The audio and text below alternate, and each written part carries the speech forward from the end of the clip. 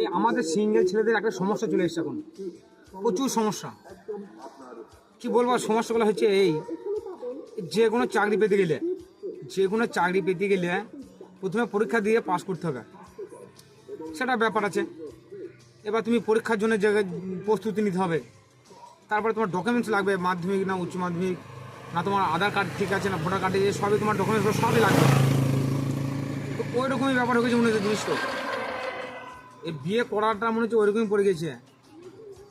তোমাকে পরীক্ষা দিয়ে যোগ্যতা তোমাকে অর্জন করতে হবে প্রথম কথা, তারপর তোমার সে পছন্দ করবে তুমি তার যোগ্য কি যোগ্য নয়। তো আমার খালি বলছে বিয়ে করলে তো আমি ব্যাপারটা খুলে বুঝতে পারছি না এখন।